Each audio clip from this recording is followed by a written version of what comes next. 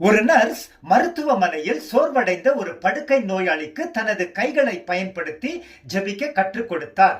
அவளுடைய ஒவ்வொரு விரல்களும் எதையோ அல்லது யாரையோ குறிக்கின்றன. அவளுடைய கட்டை விரல் அவளுக்கு மிக அருகில் இருக்கிறது.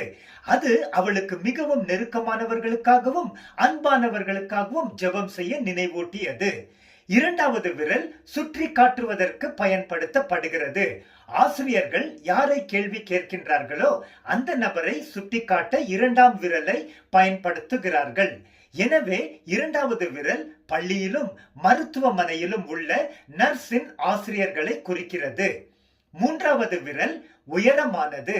அது வாழ்க்கையின் ஒவ்வொரு துறையிலும் தலைவர்களான விஐபிகளை குறிக்கிறது.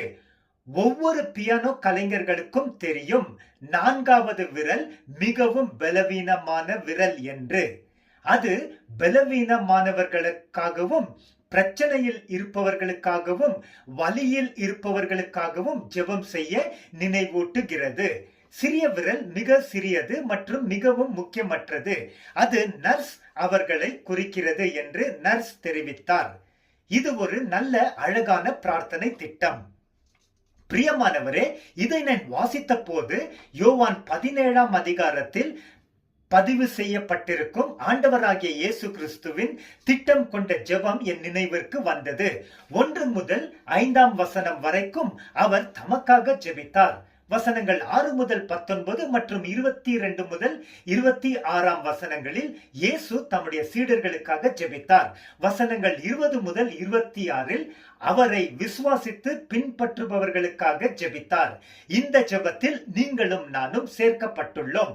பவுல் அப்போஸ்தலர் எழுதினார், நான் முதலாவது சொல்லுகிற புத்தி என்னவென்றால் எல்லா மனிதர்களுக்காகவும் விண்ணப்பங்களையும் ஜெபங்களையும் வேண்டுதல்களையும் நன்றி செலுத்துதலையும் செய்ய வேண்டும். நாம் எல்லா பக்தியோடும் நல் ஒழுக்கத்தோடும் சண்டை இல்லாமல் அமைதியான வாழ்க்கை வாழும்படிக்கு ராஜாக்களுக்காகவும் அதிகாரமுள்ள எல்லோருக்காகவும் அப்படியே செய்ய வேண்டும். நம்முடைய இரட்சகராகிய தேவனுக்கு முன்பாக அது நன்மையும் பிரியமுமாக இருக்கிறது. 1 தீமோத்தேயு 2:1 முதல் 3. மேலும் கர்த்தர் இஸ்ரவேலர்களுக்கு உரைத்தார், நான் உங்களை சிறைப்பட்டு போக செய்த பட்டணத்தின் சமாதானத்தை தேடி அதற்காக கர்த்தராகிய என்னிடம் விண்ணப்பம் செய்யுங்கள். அதற்கு சமாதானம் இருக்கும்போது உங்களுக்கும் சமாதானம் இருக்கும். எரேமியா 29:7. ஆமென்.